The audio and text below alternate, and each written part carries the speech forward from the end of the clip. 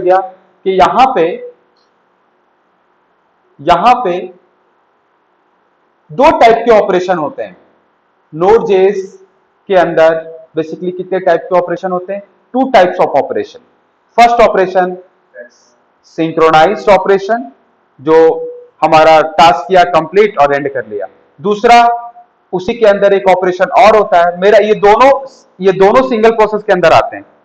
दूसरा ऑपरेशन है async operation, जो बैकग्राउंड में परफॉर्म करते हैं। हाँ, इसमें यह होगा कि मेरा परफॉर्मेंस फास्ट हो जाती है। इससे क्या होता है, मेरा कंकरेंटली भी चल जाती है बहुत सारी चीजें, मतलब साथ साथ बहुत सारे टास्क को परफॉर्म कर देते हैं। ठीक है, सिंगल प्रोसेस के थ्रू ही, क्योंकि कई टास्क में बैकग्राउंड में परफॉर्म करता है। तो यहाँ पे देखिए लिखा हुआ है Node.js provide a set of asynchronous IO primitive in its standard library that prevent JavaScript code from blocking, and generally libraries in Node.js is written using non-blocking। तो यहां पे क्या लिखा हुआ है, हमारा नॉन ब्लॉकिंग, यहां पे यहां कोड बोल सकते हैं, नॉन ब्लॉकिंग कोड। ठीक है, अब यहां पे देखिए, तो मेरा एक साथ मल्टीपल टास्क मेरा क्या होता है, सिंगल प्रोसेस में आप दो टाइप के ऑपरेशंस कर सकते हैं, एक सिंक्रोनाइज, एक एसिंक्रोनाइज। इसका इंजन है। अब ये काम कैसे करता है देखिएगा, मैं समझा रहा हूं। Node.js का सिंपल सा है,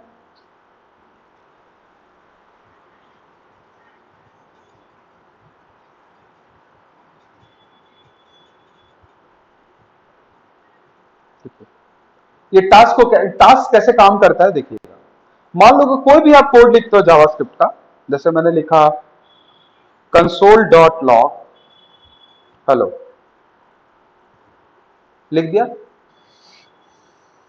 ठीक है, अब इसको मैं आपको इस पे दिखाता हूं, VS के ऊपर। यहां पे एक फोल्डर बना लेता हूं बेसिकली।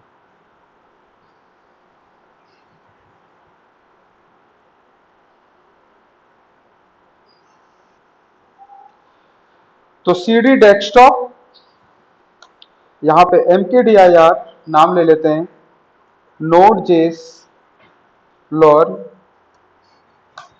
इस नाम का फोल्डर बनाया और इसके अंदर लिखा कोड स्पेस डॉट। तो मेरा Node.js learn नाम का खुल गया। ओके, CD Node.js learn, यहां पे लिखा कोड स्पेस डॉट। तो ये मेरा खुल गया फोल्डर।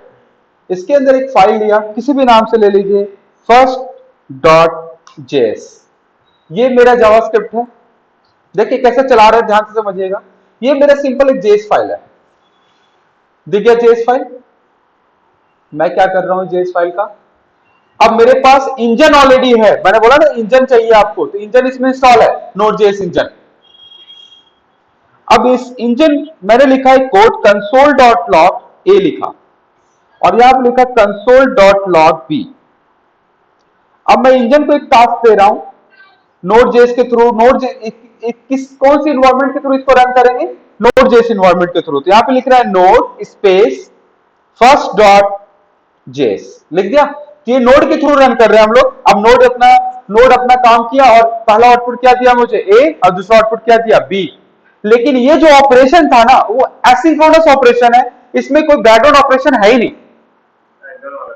दोनों ऑपरेशन है, दोनों डायरेक्ट ऑपरेशन है। मेरा कोड स्टार्ट हुआ, इंजन स्टार्ट हुआ, इसको एग्जीक्यूट किया, आउटपुट दिया और एग्जिट हो गया। समझ रहे हैं ना? तो अभी जो मेरा ऑपरेशन है वो कैसे चल रहा है कि मेरा ऑपरेशन है, मान लीजिए मेरा पूरा टास्क है, टास्क मेरा स्टार्ट हुआ, टास्क मेरा यहां से स्टार्ट हुआ, यहां चला, टास्क एंड किया, कंप्लीट। इसका इंजन है, इंजन यहां बोल सकते हैं ये क्या, एक सर्कुलर लूप है। इसको एक मैं लूप बोल रहा हूं, क्या बोल रहा हूं इसको, एक लूप। इसको क्या बोल रहे हैं, लूप। इसको क्या बोलते हैं, लूप।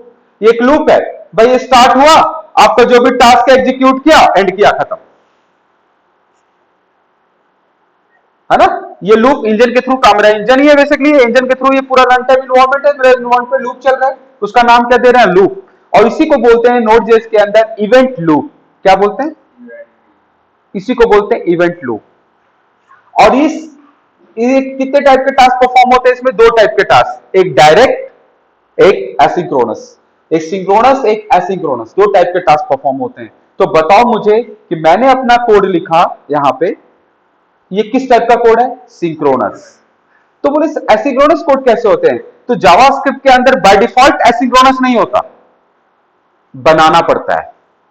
आपको अपने टास्क को, कुछ ऐसे टास्क उसी सिंगल प्रोसेस में अपने कोई टास्क को आपको बैकग्राउंड टास्क बनाना पड़ता है, डिफॉल्ट नहीं होता। डिफॉल्ट क्या होता है, डायरेक्ट, डिफॉल्ट सिंगल प्रोसेस और डायरेक्ट टास्क है। इसको जो लिखेंगे करेक्ट। तो देखिए आप इन दोनों में सबसे पहले टास्क कैसे चलते हैं मैं बता रहा हूं, ध्यान से समझिएगा मैं क्या बोलना चाह रहा हूं, बहुत इंपॉर्टेंट है ये पूरा पॉइंट है। देखिएगा, ये कह रहा है कि भैया ये बंदा है टास्क करने वाला, ठीक है। अब टास्क कैसे कर रहा है पहले समझिएगा, यहां से यहां जाना है, इसी को बोल रहा है यहां से यहां जाना है, ठीक है। एक ये रास्ता है, यहां से जाना है। और हर स्टेशन पे, स्टेशन है ये जो मैंने एरो लगाया ना, ये क्या है, स्टेशन है। हर स्टेशन पे बस स्टैंड है, यहां पे कुछ लोग खड़े हैं, यहां पे कुछ लोग खड़े हैं, यहां पे कुछ लोग खड़े हैं। उधर से बस आई, इधर से बस आया, ठीक है। बस मेरा वही एग्जीक्यूशन इंजन है, बस आ रही है। तो जो जो स्टैंड पे मिला उसको लेता चला गया और अपने डेस्टिनेशन पे छोड़ दिया। ये हुआ। अब ये प्रोसेस कर रहा है सिंगल। तो देखो, सिंगल प्रोसेस कहने का मतलब है, अब इसमें एक बंदा ऐसा कि अरे दौड़ता आ रहा है, रुको रुको रुको मुझे बस पकड़ना है, तो ये रुकेगा नहीं, उसके लिए ये रुकेगा नहीं, बस आगे निकल जाएगी। वो सबसे पहले उसी को प्रायोरिटी देगी जो स्टैंड पे खड़ा है बस के लिए। उसी को बोलते हैं डायरेक्ट कोड, डायरेक्ट एग्जीक्यूट। जैसे मैंने लिखा console.log A, console.log B, ये सबको पहले एग्जीक्यूट करेगा। और जो पीछे से आ रहा है, जो उसको टाइम लग रहा है, उसके लिए इंतजार नहीं करेगा। लेकिन जो बस का काम क्या है, एंड तक पहुंचाना। तो वो जब तक अपना पूरा टास्क कंप्लीट नहीं करता, सारे पैसेंजर को नहीं छोड़ता, तब तक वो कंप्लीट नहीं करेगा एंड तक।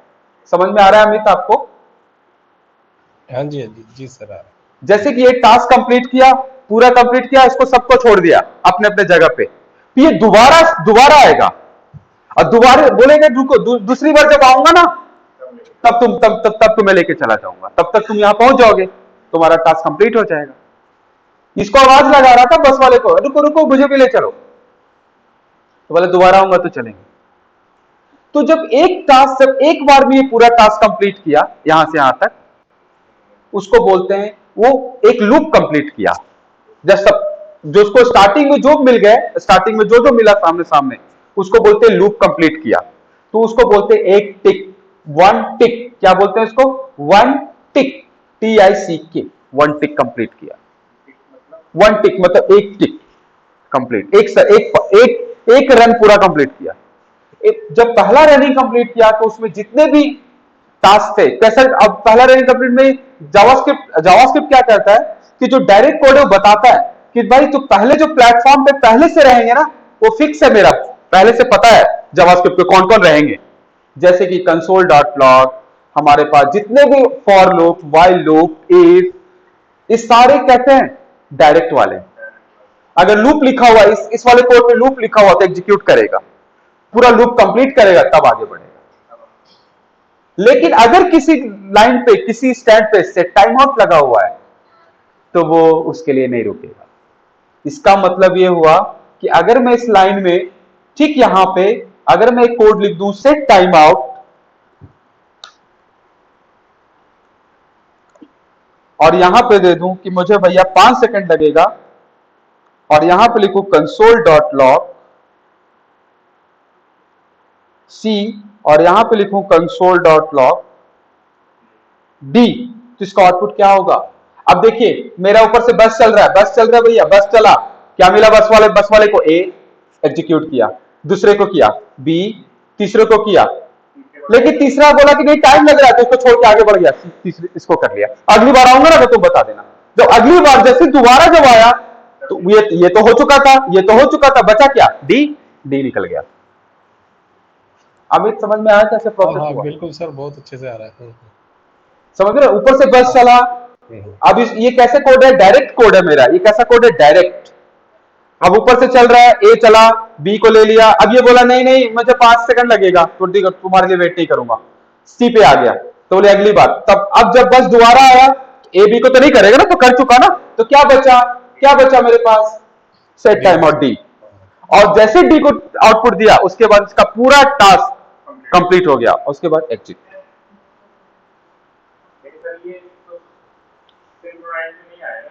हाँ ये आया ना, बैकग्राउंड में ही तो चल रही है तब तक 5 सेकंड तक, तो उसके लिए वेट नहीं किया ना। तो सिंक्रोनाइज, जो सिंक्रोनाइज में ये आता है, सिंक्रोनाइज ये एसिंक्स, ये नहीं, ये नहीं आएगा सिंक्रोनाइज में। लेकिन जावास्क्रिप्ट, मेरा कहना है कि जावास्क्रिप्ट का जो डिफॉल्ट बिहेवियर है वो क्या है, किसको पहले एग्जीक्यूट करता है, तो सिंक्रोनाइज वाला कोड है, जो डायरेक्ट कोड है इसको पहले एग्जीक्यूट करेगा। मतलब अगर जावास्क्रिप्ट के अंदर आपने पहले कोड लिखा तो सबसे पहला आउटपुट इसका होगा। लेकिन जो टाइम टेकिंग है उसके लिए वो इंजन इंतजार नहीं करेगा कि तुम्हारे चलते मैं, जो आगे मेरा वेटिंग में है, जो डायरेक्ट आया हुआ है उसको छोड़ के मैं आपको करूं, ये नहीं करता है काम। ये बोलता है पहले मैं डायरेक्ट वाले को कर लेता हूं, जो सामने खड़ा है यार पहले उसकी प्रायोरिटी दे देता हूं, आपको टाइम लगा है अगली बार मैं आपको एग्जीक्यूट कर दूंगा। अगर सर इसमें कोई तीसरा भी हम आपको करें सिस्टम 10 सेकंड में, हाँ, तो 3 बार भी चलेगा उसके लिए? नहीं देखो, नहीं ऐसा नहीं होता, देखिए समझेगा। ये चला, इसको मैंने अब यहां पे दे दिया 10, 10,000 है, 10 सेकंड है। अभी कैसे चलेगा, ऊपर से चलता जा रहा है, ए बी और सी तीनों आ गया, ठीक है। जब अगली बार बस चला तो मिल गया उसको डी, तो जैसे जैसे पैसेंजर मिलता जा रहा है एग्जीक्यूट करता जा रहा है। जी बिल्कुल, समझ में आ रहा है। तो अगली बार चला, जैसे इसका टाइम कंप्लीट हुआ एग्जीक्यूट हुआ, इसका टाइम कंप्लीट हुआ एग्जीक्यूट कर दिया, ठीक है। तो 10 सेकंड में ये दोनों टास्क कंप्लीट हो जाएगा। अब यही कह रहा है कि दो टास्क है जो 5 सेकंड के और 10 सेकंड के, तो जो 10 सेकंड का जो टास्क वाला टाइम है ना, वो ऐसा नहीं है कि 5 सेकंड वाला पहले कंप्लीट करेगा उसके बाद 10 सेकंड स्टार्ट होगा, ऐसा नहीं है। तो दोनों का टाइम साथ साथ चल रहा है, मतलब बेसिकली 10 सेकंड के अंदर मेरे दोनों टास्क एग्जीक्यूट कर जाएंगे। यही यार फ्लो है चलने का जावास्क्रिप्ट का। नोड.जेएस इंजन जो आप बोल रहे हैं ना, वर्जन 8 इंजन, वो ऐसे ही टास्क को परफॉर्म करता है। जब आपको ये सब का आइडिया होगा तभी तो आप सोच पाओगे कि कैसे चलता है। तो इसी में अब मेरे पास कुछ प्री डिफाइंड फंक्शंस दिए हैं नोड.जेएस ने, उसका नाम मैं लिख देता हूं, इसको मैं पहले कमेंट कर देता हूं, यहां पे देखिएगा। यहां पे मेरा लिखा हुआ है console.log हेलो, लिखा हुआ है, ऐसे लिखते हैं, ए लिखते हैं console.log, ए लिखा हुआ। अब यहां पे लिखा सेट टाइम आउट,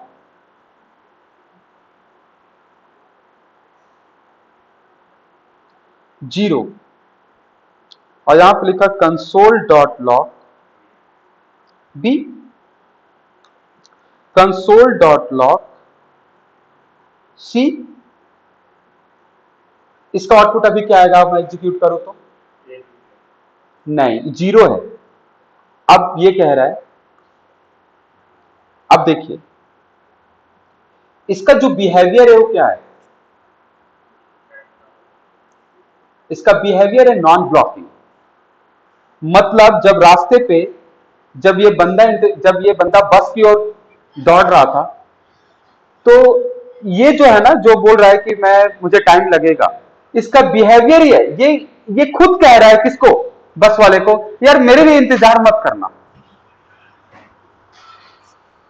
ये मेरे लिए इंतजार मत करना जब तक मैं वहां पे पहुंच ना जाऊं। बस आगे बढ़ गया। अब ये इसका जो बिहेवियर है वो मेरे लिए इंतजार मत करना। अब जब एग्जीक्यूशन किया तो बोला कि मैं भी वहीं पे हूं और एक और बंदा वहीं पे खड़ा है, अब दोनों को ले जाना है। तो सबसे जो पहला होगा, जो बंदा डायरेक्ट पे है, वो सबसे पहले प्रायोरिटी पे होगा, क्योंकि उसको पहले लेगा तब दूसरे वाले को लेगा। बेशक उसका 0 क्यों ना दे दिया हो टाइम। समझ में आ रहा है? तो ये 0 से भी 0 भी दे देगा तब भी ये एग्जीक्यूट बाद में होगा, पहले होगा ए, फिर सी, फिर बी। बी क्यों होगा, क्योंकि बी तो पहले मिलेगा। नहीं, बी पहले क्यों मिलेगा, ये बैकग्राउंड में चल, ये बोल दिया ना कि सबसे जो मेरे से आगे हैं, जो सबसे पहले उनको ले लो जो डायरेक्ट पे हैं। ए और बी ले लिया, बेशक इसका तुरंत उसके बाद आना है, ए सी ले लिया, उसके बाद बी को एग्जीक्यूट कर दिया। लेकिन ऐसा नहीं होगा कि 0 टाइम दे देने से ये पहले हो जाएगा, ये कभी नहीं होगा। तो इसका आउटपुट चेक कर सकते हैं आप।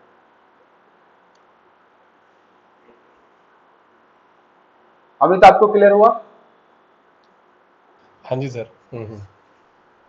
अब देखिए, मतलब जो डायरेक्ट कॉल करेंगे वो डायरेक्ट चलेगा, अगर हमने किसी में कोई फंक्शन लगा दिया तो वो बाद में ही आएगा। कंफर्म। अब देखिए, अब इस चीज को समझते हैं दोबारा। यहां पे देखो, अब देखिए, यहां से आप बस जा रही है, सारे पैसेंजर को उठाना है। समझिएगा Node.js कैसे कैसे फैसिलिटी देता है। जब एक बार कंप्लीट किया टास्क तो एक लूप हो गया कंप्लीट, वन लूप कंप्लीट हुआ, ठीक है, सब डायरेक्ट वाले को चला दिया।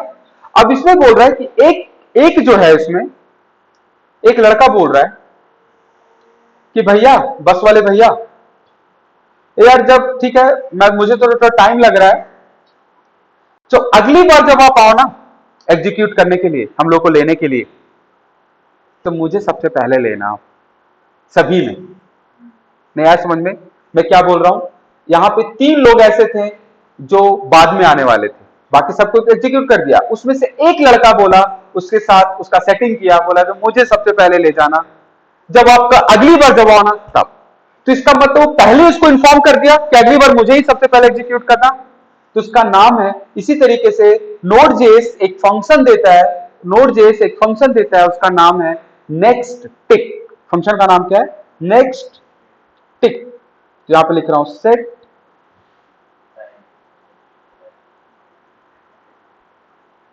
मैं आपको यहां से दिखाता हूं, एक नेक्स्ट टिक नाम का फंक्शन है।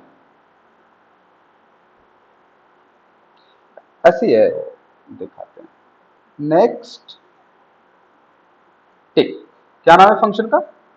Next tick. इसमें कोई टाइम नहीं देते, तो लिखा कंसोल डॉट लॉग एम। अब इसका आउटपुट बताओ क्या आएगा? ए सी एम, उसके बाद बी। नेक्स्ट टिक का स्पेलिंग गलत होगा कुछ।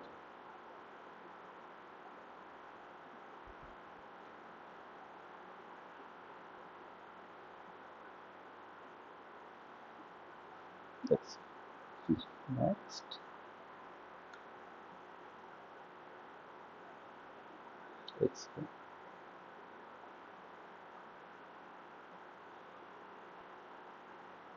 प्रोसेस, किससे कॉल होता है? प्रोसेस से। प्रोसेस नाम है उसका।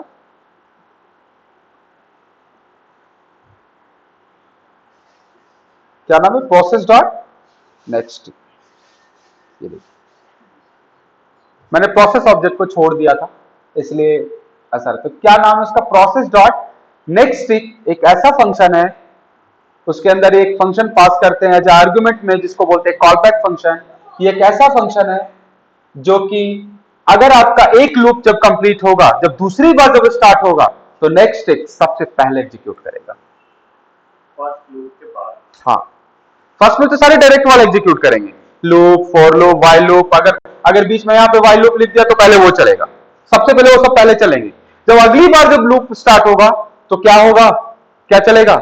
एम, उसके बाद बी।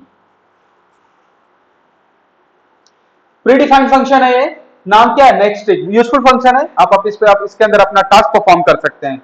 जो भी बैकग्राउंड में जो टास्क चलता है, आप चाहते हैं सारे टास्क से, बैकग्राउंड में जो चलने वाले हैं सारे टास्क से पहले मेरा एक टास्क चले जिसका नाम हो नेक्स्ट टिक, वो आप यूज कर सकते हैं।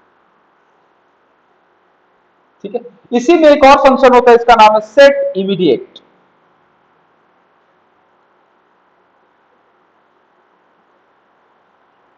इसी में एक फंक्शन होता है, उसका नाम क्या है? Set immediate. देखिए ये वाला फंक्शन है, नाम क्या है उसका, सेट इमीडिएट।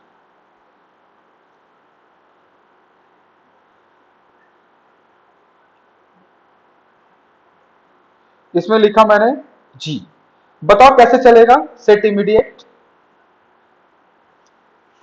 अब सेट इमीडिएट फंक्शन जो है वो कहता है कि जैसे बैकग्राउंड में टास्क कंप्लीट होगा, जैसे दोबारा आएगा तो मैं तुरंत चल जाऊंगा, मैं भी तुरंत चल जाऊंगा, इमीडिएट तुरंत रन करूंगा। तो देखो भैया पहले तो सी तक आ जाएगा, उसके बाद ये तो कंफर्म है एम आएगा। अब डिसाइड करता है ये दोनों में कौन आएगा, है ना। अब डिसाइड करता है, तो ये डिपेंड करता है क्योंकि टाइम इसका 0। अगर मैंने इसका टाइम 1 सेकंड कर दिया तब तो फिक्स है कि सेट इमीडिएट पहले चलेगा, उसके बाद टाइम आउट का आएगा। ये देख लीजिए आप आपको,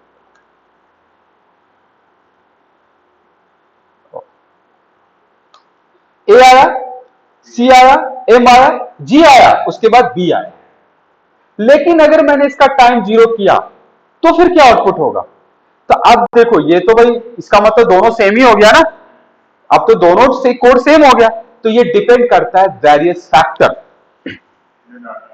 नहीं फैक्टर का मतलब है डिपेंड करता है आपके सिचुएशन पे, आपके मशीन पे, आपका फैक्टर पे डिपेंड करता है कि दोनों में कौन पहले चलेगा। ये कभी कोई नोड जैसे कंफर्म नहीं किया है कि दोनों में पहले ये चलेगा पहले वो चलेगा। अगर ये 0 है तब ये डिपेंड करता है। तो अभी इस मशीन इस फैक्टर के अकॉर्डिंग क्या पहले चलेगा, बी, मतलब सेट टाइम आउट वाला पहले चला, उसके बाद क्या है इमीडिएट।